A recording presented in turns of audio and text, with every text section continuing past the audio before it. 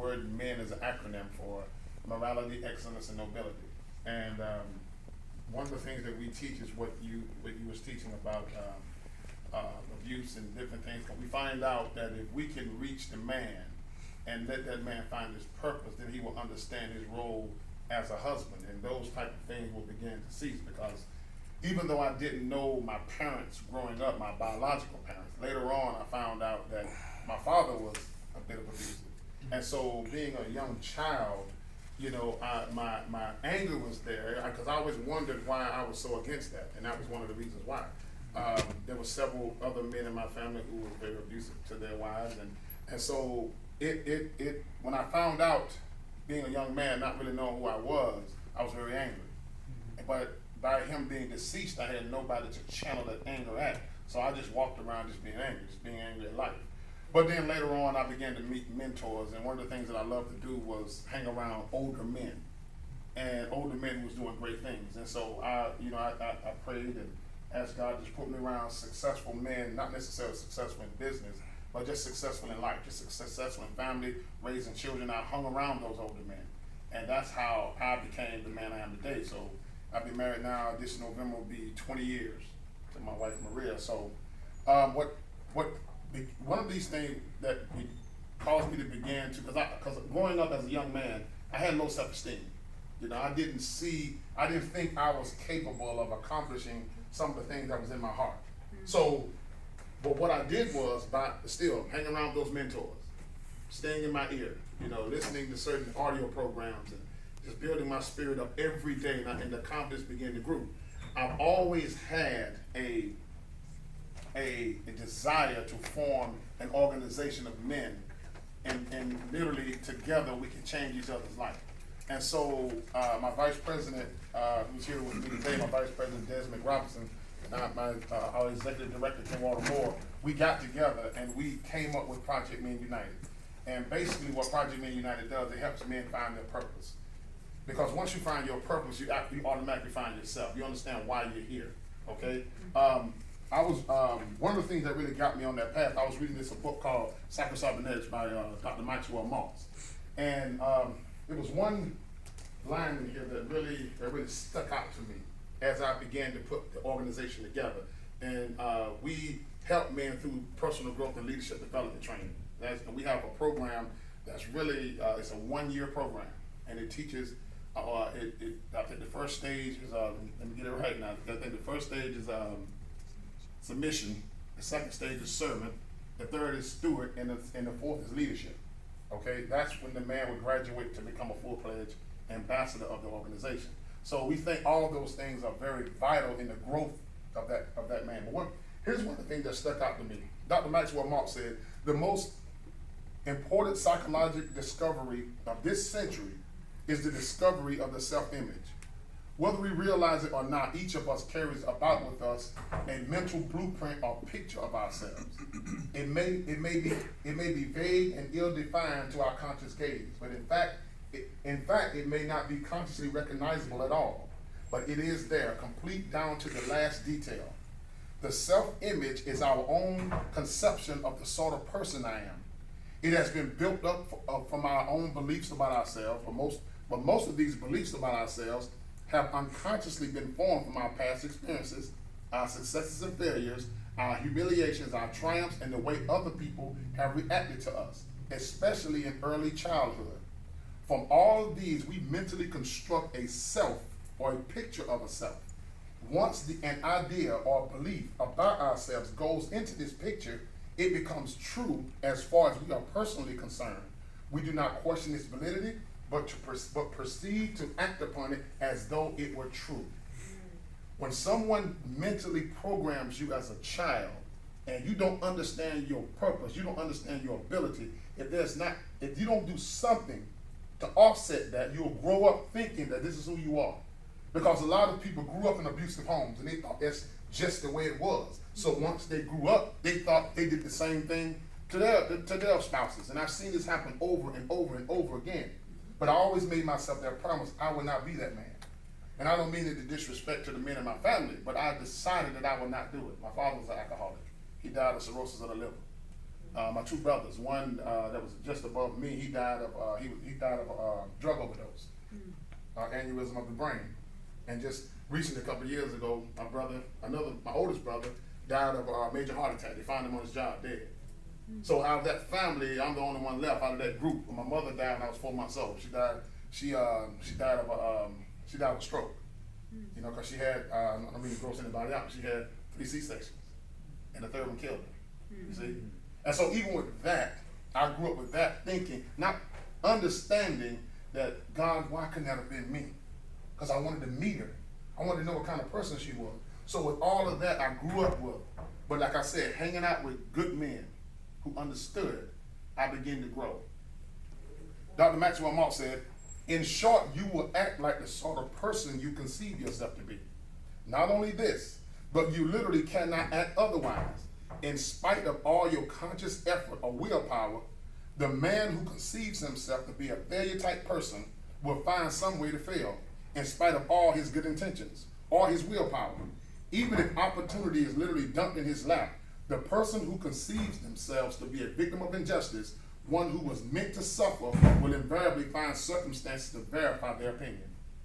So if someone doesn't come in and let you know that you do matter, you will grow up with that attitude thinking you don't.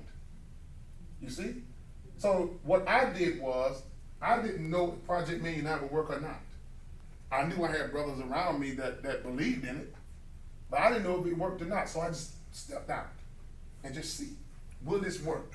And we began to bring men in. We began to have what we call men's roundtables, where we bring men in, we have a particular subject, and we will come up, each one of us will come up and bring a subject based on the title of the roundtable, and men were allowed to speak. And you'll be surprised some of the things we've heard by them just speaking.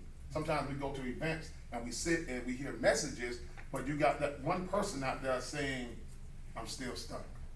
But this gives them an opportunity to speak. This gives them an opportunity to be a voice. And we always tell them, you know, whatever's on your mind, however it comes out, let it come out. Okay? The greatest discovery you will ever encounter is the discovery of self and the purpose of your existence. Mark Twain said, you heard me say this earlier, Mark Twain said the greatest 2 days of my life is the day I was born and the day I found out why.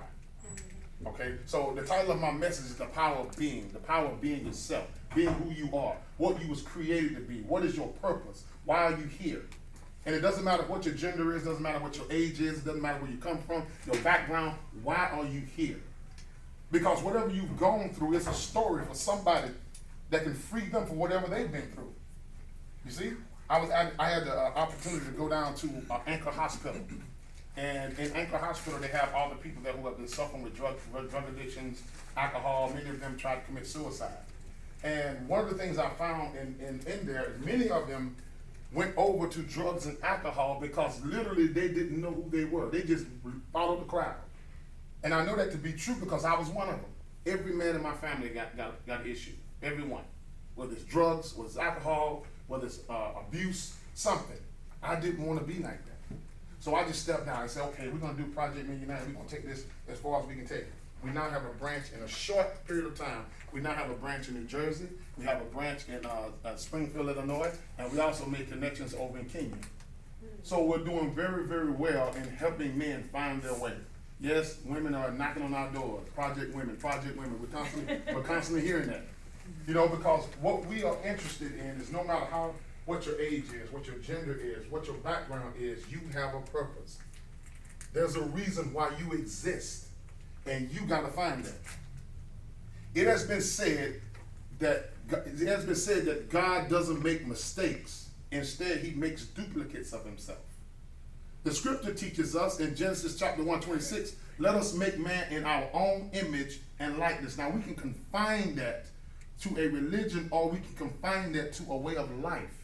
What are you capable of? What have you not tried? What ideas have you had? Dr. Miles Monroe said, some of you have been sitting on a business idea for the last 20 years, and yet you're still employed. Because you wouldn't step out and believe God for that idea. Someone told you that you couldn't do it, and you stayed there. And we wonder why our lives are miserable. But we point the finger, and I'm saying this because this is some of the things I did. We pointed the finger, we blamed this person and blamed that person, but ultimately, it was us. And it's nothing to be ashamed of. It's nothing to be ashamed of. Someone tells you you're not important, it's up to you to believe that. It's up to you to reject what they're saying, because, like I said, I grew up as a young man with low self-esteem. And because I had low self-esteem, I didn't take life seriously. I played it. 20-something-year-old man, I didn't take life serious. But I never gave up on myself. And I'm not going to stop until Project Men is all over the United States and abroad. Because I know it works. I know it works. We talk to so many different men. We serve the homeless out in the communities every month. We have a mentoring program called Operation Reclaim, where we bring the kids in and we talk to them and we give them a sense of purpose to let them know that no, jail is not the way. You know, how important your academics are. We teach them the foundation of honor, integrity, and respect. Because the love of the parents is being snatched out of the homes. You got children talking back to the parents now, in confrontation with their parents. And if no one steps in and say, hey, this is enough, we was over talking to the youth earlier, and so many ideas was in that room. And one of them said that they had a desire to help the homeless.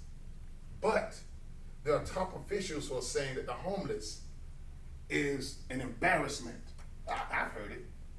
And what I said to them was, if they're pushing, push back. Stay legal, but push back. Because what happens is, if you allow someone to put the fire out of your idea, it will never grow. And then you'll get to the end of your life wondering, why didn't I do it? And you'll see someone else doing the same thing that you had a passion for, but they had a passion to step out, and you didn't. Why are you here? What is your purpose? It's the word make. He said, let us make man. The word make means the physical, mental, and moral constitution or nature of a person. The word make is synonymous to the words form, manufacture, and produce. These are attributes you were born with. You were born with these things. That's why you see great businesses that comes out of people's minds. Because they refuse to settle for mediocre. I'm not talking about making millions of dollars. If you do, great. Use it for a great purpose, such as an event like this. But don't ever let someone tell you that because of your age, your gender, your race, that you can't do what you know you've been born to do. I had several people tell me that Project Men wouldn't work. My brothers can attest to that. But I refuse to listen. It will work. It's going to work whether I'm here or whether I'm gone. It's going to work because I'm in the business of making an impact. And my idea is I don't allow the vision to be focused on one man. That limits us. We all have gifts and talents. Together we can touch the world. But if everything is focused on one man, if the man dies, what happens to the vision? And I'm saying that because so many people turned their noses up at me and said, what happened? And so I knew I grew up with this low self-esteem, so I had to ask myself, what am I going to do now? So I listened to hours of Les Brown. Hours of Les Brown. I read the book, How to Win Friends and Influence People, probably 16 times. I can count them. And I kept reading. I have an audio device in my car with possibly over 20 hours of just ebooks that I listen to every day, because your mind is stronger than you think it is. But you have to continue at it. You got to continue at it. You got to continue whatever you put into practice become habits, and habits become lifestyles. But you have to continue to put it into effort. Sometimes you got to get by yourself just to get away from the negativity of people telling you what you can't do. You have to get away from that sometimes and get by yourself and create an atmosphere where you know you can. I didn't wait till people come around me to, get positive people in my life. Sometimes that don't happen. Sometimes it just don't happen. Sometimes you can't get away from the negative people. We living in a technological age now where I can just turn on the audio and I can let Les Brown talk to me all day long, But it's up to you. Les Brown said, you don't get in life what you want, you get in life what you are. You are what you produce. You are the soil, your thoughts are the seed. What you produce is the fruit. If you don't like the fruit you produced so far, change the seed. As it states in the book of Proverbs, as a man thinks, and a woman, in their heart, so are they. It's totally up to you. I had no idea that people in Kenya would be reaching out. I started something that Dr. Monty was talking about it earlier, of morning motivations. And what I wanted, I started out just sending it to the guys. You know, what I would do, I'll go on and give about a 1 minute message. You know, I give a quote, and then I give a scripture, then I give, you know, a small message. That's about 1 minute, 20 seconds at the most. I knew people always carry their phones. So the best, I said, well, I just send it through a text message. So I just sent it to the guys, just to inspire them every day. All of a sudden, Brother Kim Waddle came to me one day and said, you know, when you send them to me, I send them out. And he just told me back there, he sent them out to about 500 people. It was just something I was just trying, just to encourage the guys. So as it started to grow, I just kept at it, How long have I been doing it now? For about a year and a half? Yeah. Something like that, about a year and a half, and it's all across the United States now. All across in Africa now. I have people from Kenya contact me every day about those messages. This coming from the man who didn't believe in himself. This coming from the man who didn't think he had a purpose. This coming from the man who failed twice in high school. But I never gave up because I pulled Les Brown as my mentor because his story is similar to mine. And I felt like if he can do it, so can I. God is no respecter of persons. So I kept going. Miles Monroe said, the greatest discovery in life is self-discovery.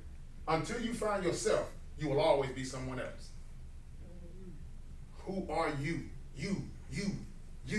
There's no one else on this earth like you. I know you've heard this before. No one else carries your DNA. It's you, your fingerprint. You are original. There's something that you bring to the table. No matter what anyone else says to you, there's something that you bring to the table that only you can bring. Other people may be considered prettier or more handsome. Some people may be considered more articulate, but they're not you. That's the difference. 5 essentials for self-discovery. Number 1, purpose. Why are you here? Find your purpose. Why are you here? Number 2, desire. How bad do you want it? When you desire the answers hard enough, it will come.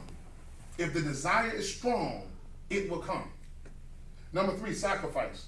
How far are you willing to go to find yourself and your purpose? Every successful endeavor requires a certain level of sacrifice. Let me say that again. Every successful endeavor, no matter what you're doing, every successful endeavor requires a certain level of sacrifice. You have to sacrifice something to get to the place where you need to be. You have a powerful message. Powerful. Men need to hear that. Men all over this world need to hear that. So don't let anyone tell you that you don't. What she said back there about you, she's absolutely right. She was absolutely on point. Number 4, perspective. How do you see yourself and your abilities? Your purpose and your perspective of yourself go hand in hand. Your purpose may be the gift, but your perspective is the vehicle that will determine how far you go with it. You may know your purpose. You may understand why you're here. You may have a great idea, but how do you see yourself? Do you see yourself growing this idea? Because if you have a limited vision of yourself, guess what? Your purpose only going to go so far. Because when you get to a certain spot, you're going to stop. You ever seen a dog in the yard and he's chained and when he can only run so far and the chain pulls him back? Well, many of us are like that in life. We only go so far, then we stop. So who told you that? Who told you that? In scripture it says Moses was 80 years old when he went back and freed the children of Israel. Now I can take these things as and surround it with religion, or I can take these stories and apply it to life. It's all up to you. Number 5, perseverance. Continued effort to do and achieve something despite difficulties, failures, or any opposition. A willingness to go the distance no matter what. What is your purpose? When you stand up before people and you talk about whatever it is you talk about, people are not going to believe it no more than you believe it yourself. I remember when we were in network marketing. Someone asked me one time, have you bought the product you're selling? Or you're trying to sell it to me? You're not even taking it. So how well, whatever it is that you're out here doing, the job that you're working on, and I have to say this, the job that you're working on right now, is that it?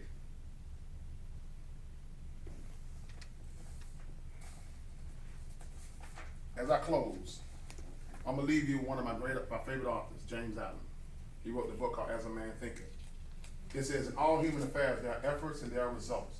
And the strength of the effort is the measure of the result. Chance is not. Gifts, powers, material, intellectual, and spiritual possessions are the fruits of effort. They are thoughts completed, objects accomplished, visions realized. The vision that you glorify in your mind, the ideal that you enthrone in your heart, this you will build your life by, this you will become. Thank you very much.